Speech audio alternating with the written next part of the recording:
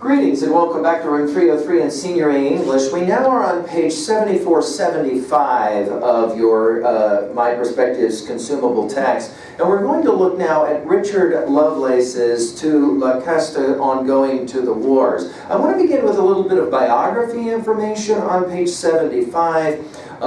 We are going to be comparing some texts here in our poetry collection. Let's begin with Richard Lovelace. Notice your dates, 1617 to 1657. Think about 1600 as the year that Shakespeare will, we believe, perform Hamlet for the first time on stage. Gives us a sense of it.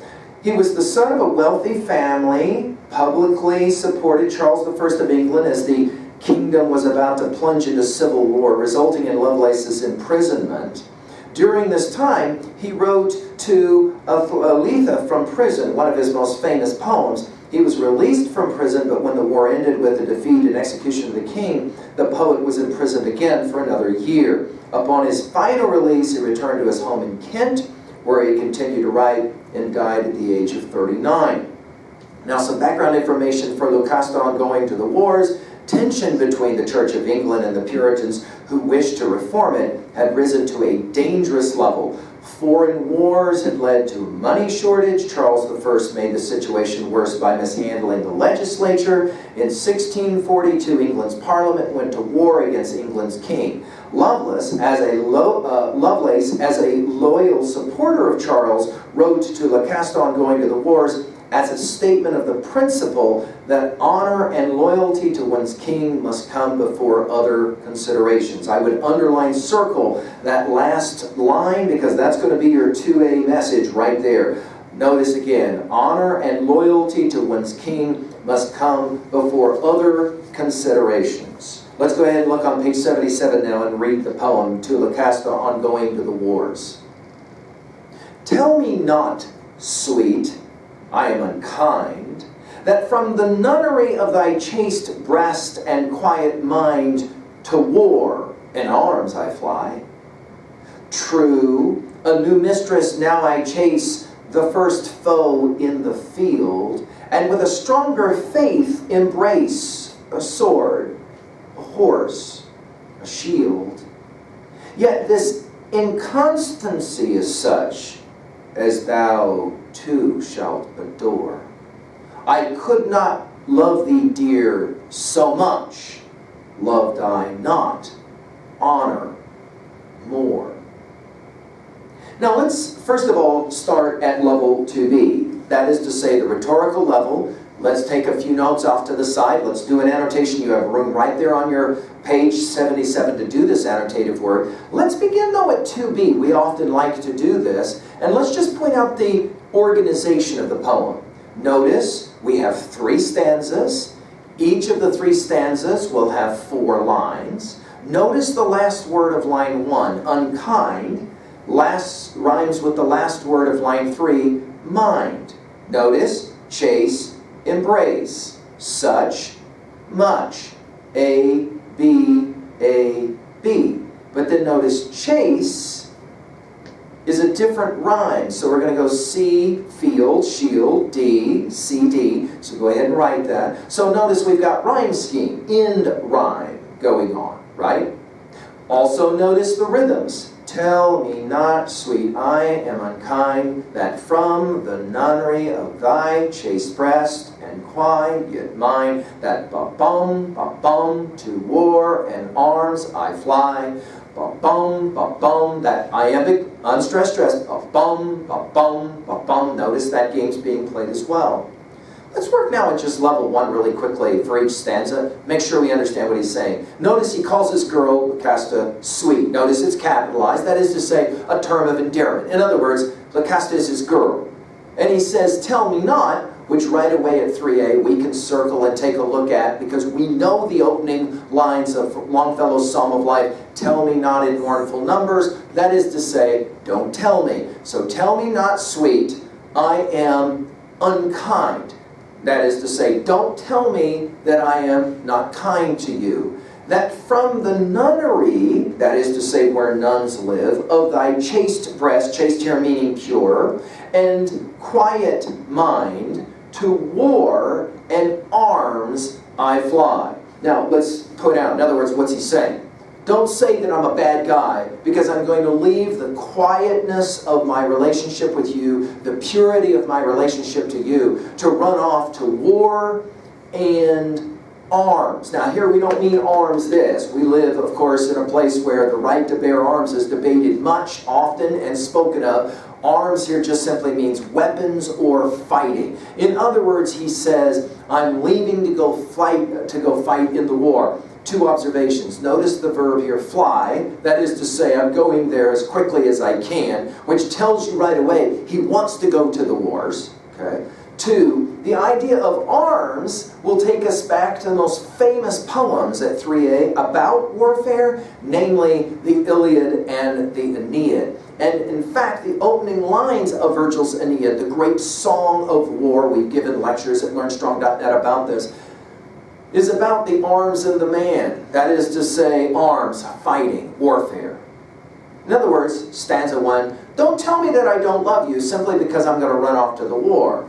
Number 2, true, a new mistress now I chase, the first foe in the field. Now, much of the history of this poem is rooted in a scene from Homer's Iliad. The Greeks are fighting outside the walls of Troy. The great hero of the Trojans is a man named Hector, and he has a wife, Andromache. And they have a son together, and she is not at all interested in him going off to fight in a battle where she fears that ultimately he will die, and of course ultimately he does die when he meets the great Achilles. But he says to her, and this is the root of all of this in terms of true a new mistress I chase, he says, there's this thing called honor, and I have to go out and I have to be with my men and I have to defend my honor. This in many ways is going to be a defining characteristic of what we will think of as classical heroism. He says, true, a new mistress now I chase. Notice we're speaking in metaphor. In other words, I'm going after another lover, not another female lover, but rather the first foe in the field. Notice the repetition of the F sounds here. That is to say, I'm going off to fight. He says, and with a stronger faith, embrace, notice your vocab word, to grab hold of, a sword, a horse, a shield, and of course, there's our threes. We've talked about how English poetics is often rooted in this trinity, right? A sword, a horse, a shield. What's up with the horse? Well, they fought on horseback, of course, as knights, and the sword and shield, obviously, are two of the important weapons. One for inflicting pain, the other for protection.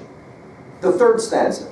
Yet, this inconstancy, in other words, inconstancy here meaning the willingness to be inconstant, I have to leave you, in other words, I can't be constant to you, is such as thou just is the word you, too shalt adore. In other words, he says, in the end, you're going to not only agree with me that I have to go off and fight in the wars, but you're going to respect me, adore me for it, right?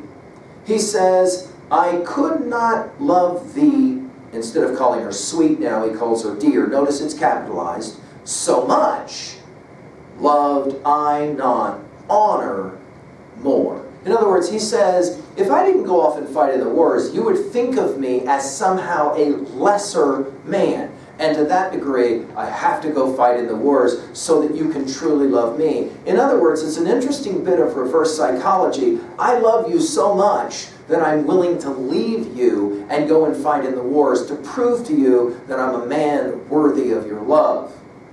Now, of course, you can maybe see a few eye rolls starting to happen, because what this sounds like to many readers is a guy that wants to go and fight in the wars, and he needs a good argument to tell his girl while he's leaving to go, and of course, she's having very little of it, right, at least initially. All right, level 1 we've taken care of. Now let's work level 2a. What do you want to jot down as a major message here? Some have seen this as a very positive statement about honor. You have to believe in honor. Some have seen this as somewhat more skeptical, a little bit more sarcastic view that says a guy will say anything to get the thing that he wants, and the thing that obviously here that our speaker wants is to go off and fight just like with all the other soldiers, and then he needs to invent a good reason to do so. Where do you come down on that? What about the issue of honor? And is honor important still, do you think, in terms of culture? We'll get to 3B and that question in a bit. At 2B, obviously rhetoric, we've mentioned a number of them. You can jot down any number of those. At 3A, we've mentioned already the Iliad as well as the Aeneid. We can obviously think about the Odyssey as well. I mean, when Odysseus gets back home to Penelope, he says to her, I had to do what I had to do for honor's sake. What are the movies that play this game as well? Finally, at 3B, what are your thoughts about this? I mean, do you buy the idea that honor is so important that one should go off and potentially risk one's life for it? Do you buy this argument that the guy is giving to the girl, you'll love me more for leaving you and going off, risking my life and dying in the war because of honor? Of course, a 3A observation as well could be something about what do you want to say about this painting on page 76? You can jot down, if you want to, a little bit about that one as well. All right, there you go, an introduction to Richard Lovelace's To Lucasta on going off to the wars. Thank you.